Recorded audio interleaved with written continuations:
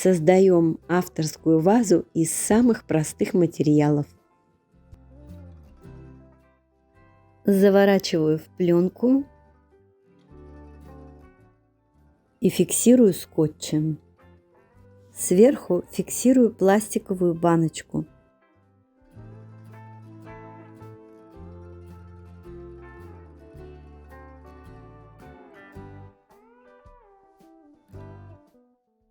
Наношу тонкий слой массы папье-маше.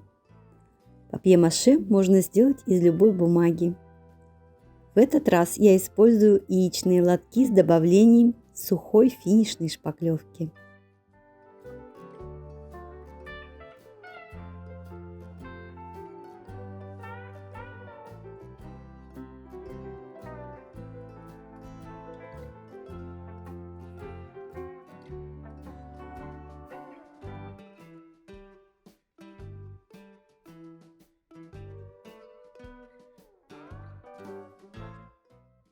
Покрываю массой примерно треть мяча.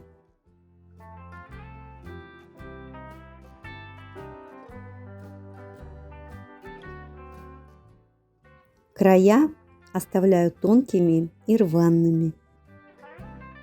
Когда заготовка высохнет, она с легкостью снимается с мяча. Готовлю более пластичную массу, добавляю в нее намного больше шпаклевки, чем обычно, и каплю средства для мытья посуды. Теперь ее можно даже раскатать.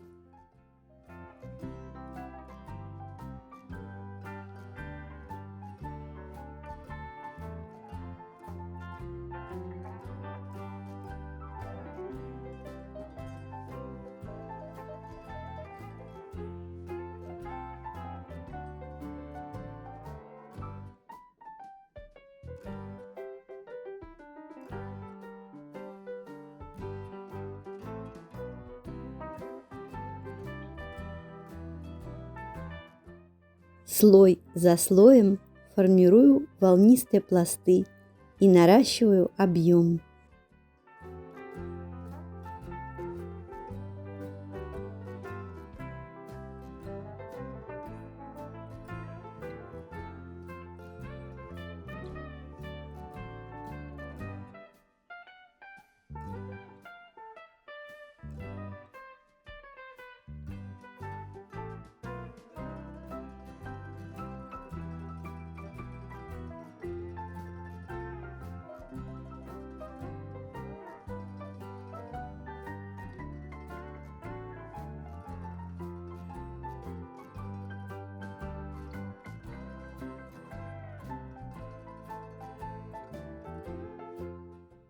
А теперь отправляю все сушиться. Заготовка полностью высохла. Точно так же формирую слои снаружи.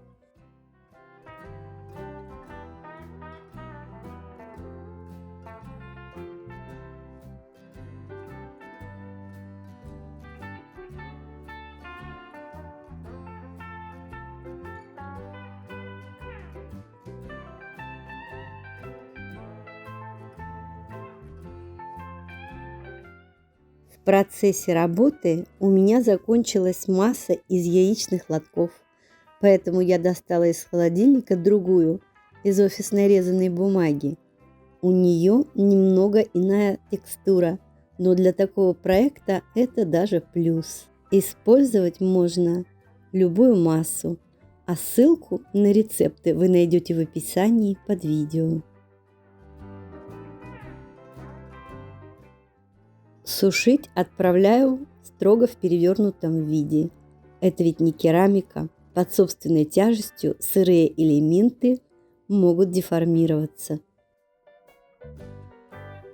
Готовлю грунт. Смешиваю 1 часть ПВА и 2 части шпаклевки. Постепенно добавляю воду. Довожу до консистенции густой сметаны. Тщательно грунтую вазу.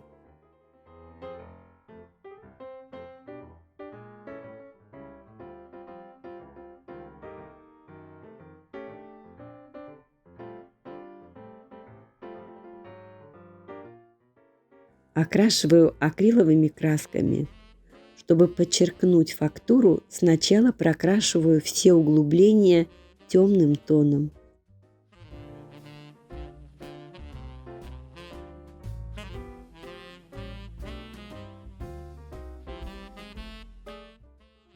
А затем проявляю рельеф белым цветом. Акрил сильно разведен водой.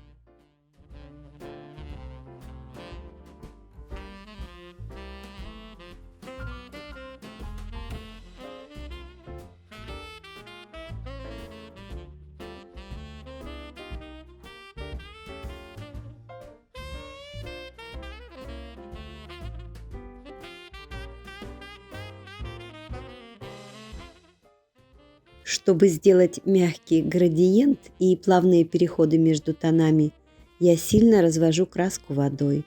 Работаю по-сырому. Так тень мягко рассеивается в углублениях.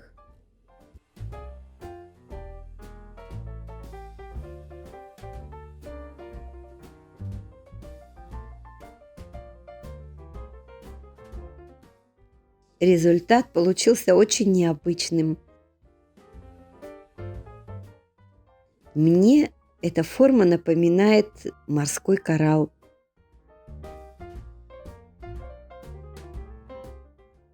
Из флористической губки вырезаю вкладыш точно по размеру баночки.